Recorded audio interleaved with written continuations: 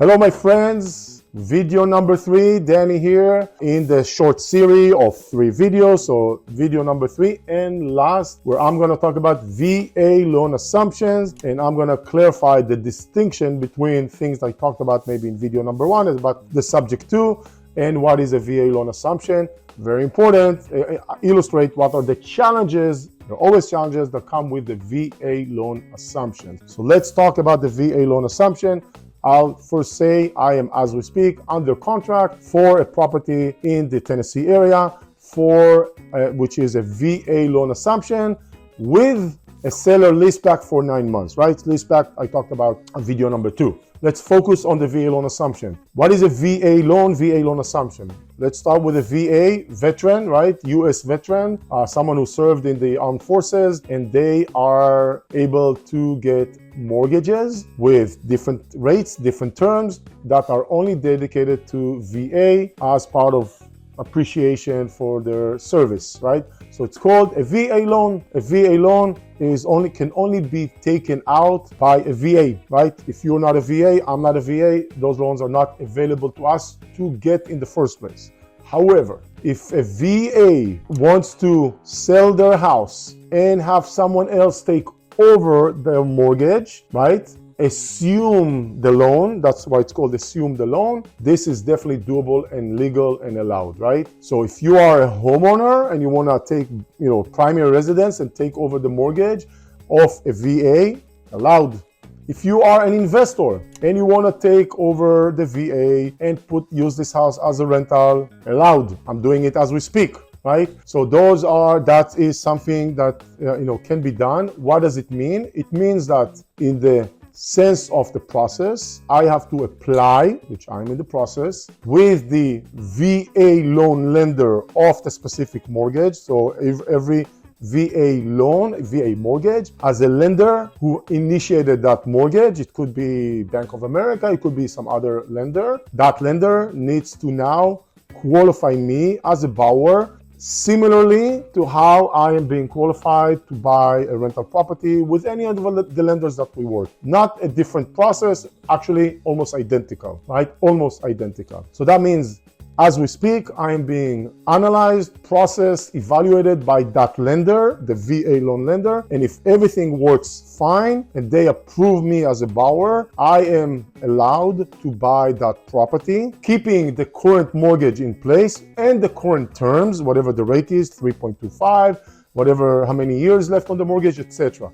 So in simple terms, the day of closing, the responsibility and the liability of that VA loan transferred with the mortgage itself from the seller to the buyer. It's me in that case, and I'm going to be taking over that mortgage moving forward as if this is one of my regular mortgages and it's mine, everything related to it. Very similar to how I would buy a house and get a mortgage, right? No difference, except it's a very dedicated specific lender. The main challenge, and there's actually quite a few, are the following. First of all, let me just say, unlike the subject 2 in video number 1, here the lender knows exactly what's happening. We're not hiding anything from the lender, right? So the lender knows what's going on. Obviously, they're qualifying me, they're processing me for a mortgage. So that's good to know. That's why the loan assumption is very clean, very transparent. I love that idea very much. Hard to find those mortgages. Those opportunities. I will explain why in a moment. The second thing is the lenders are VA loan lenders. First of all, the decision whether to qualify or disqualify me or any other buyer is at their own discretion, right? We have no control over that. They can say yes, they can say no. There's no way to know until we go through the process, unless we know we are, terrible borrowers, but assuming we are not, there's no way to tell until we go through the process, complete the process, and then they approve us or not. So it's fully in their discretion. That's challenge number 1. Challenge number 2, it's known to be taking easily 90 days, maybe a little bit below, maybe a bit more, for that lender to go through the process of this kind of a mortgage, right? So if I am a buyer who wants to go through that process, I need to know this will take time. Is it going to be 90 days? I don't know. It could be 60, it could be more, but it's going to take a long while. I can tell you that on my transaction, I keep checking in what's going on to push them to speed things up, right? So that's one challenge that as a buyer you need to understand. The second side of this challenge, some sellers will say, sorry, not interested now, waiting 90 days or more than 90 days or who knows how long to go through the process, and maybe only then finding after 3 months that this buyer is disapproved, right? So you can even spend 3 months only to realize, one did not get approved, and not a lot of sellers want to be in that situation. There's another challenge for the seller, VA person, that has to do with their eligibility. I'm not going to go there. This is just some other item that it's important to know exists, but let's just skip that because it's more on the seller side, not on the buyer side. So we got easily 90 days approval, lender's discretion. Not a lot of sellers would want to go through that 90 days plus of waiting only to find out one answer or another. And there are a few other nuances that it's important to understand regarding kind of a transaction that we will definitely go into and optimize when we work with our buyers in order to mitigate those situations. I'm just skipping because those are easy and simple things. And once we get to that point, we will definitely have a discussion over those things. So now, why is it hard to find? So first of all, there's just not a lot of, there are not a lot of VA loans out there, right? It's not a small number. It's not like tons.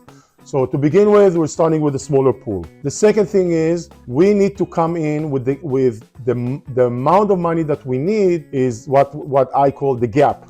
The gap is mortgage balance and the difference between the asking price. So $300,000, is the contract price, and $200,000 is the mortgage, the loan, the VA loan. I need to come in with $100,000, right? If it's $100,000, it's very common with what we do anyway. Maybe not a problem. The problem is that out of those VA mortgages, you may have a house that contract price is $300,000. And the loan balance is $100,000. So now the gap is $200,000. If I'm as a buyer / investor need to come with $200,000, that makes it less attractive to me in many times, not always, many times, right? So all of a sudden you can see there are challenges just around the loan amount. This is before us even saying, let's just even evaluate the property. Is it a good property, good location? Is the price right? Can we rent it? So regardless the financing side, we still, the way we do, need to evaluate this transaction, this property, this investment, like any other investment. So it needs to qualify on all those: age, location, rent, price, its condition, etc. And then can we even, get it as a VA loan if the numbers make sense. I have seen VA loans that are getting 6 or 6.5% mortgage rate, which is unattractive anyway. Why trouble? And that gap thing that I talked about, of course. Now, let's say the house qualified and the numbers could work with the financing. Now we need to make sure the VA person is even willing to go through the process of lengthy transaction until it gets, approved or not. And there's this eligibility thing hovering as well. See, a lot of challenges, and it still needs to make sense and it's to still cash flow. So VA loan assumptions are doable, extremely challenged to find the right one, and is just not that common. I will tell you that in the past 3, 4, 5 months, we've been negotiating with some of those VA loan sellers, agents, and only one deal made it through so far, right? It's still not final, only one deal still being worked on. All the other ones did not work out for different reasons, and I'm just talking about the ones that passed the standard evaluation and qualification of the property. So that means the property itself makes sense to us.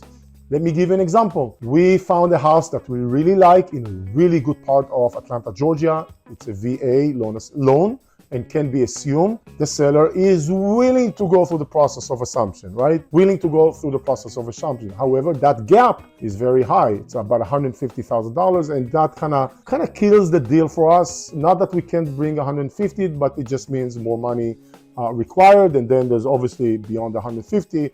There is some additional costs for repair and whatever. So it's more than $150,000 or just a bit more than $150,000. So now we reached out to the seller and say, hey, how about we do another little creative thing with the financing? And the seller is just not willing to do that. I got a hard no so far. I haven't given up yet, but a hard no. So the gap is too high. The number they're asking price is probably market value-ish, maybe just a little bit below.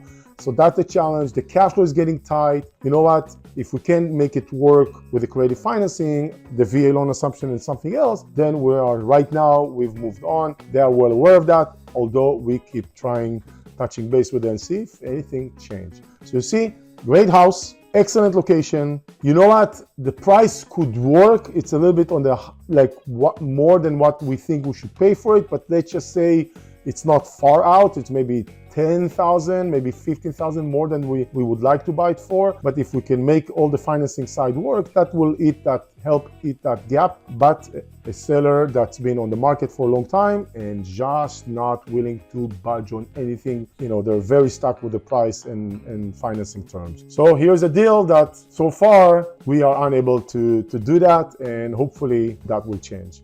So now that you understand the VA loan assumption and the difference between VA loan assumption and the subject to, it's important that you understand there's distinction and how we go about it.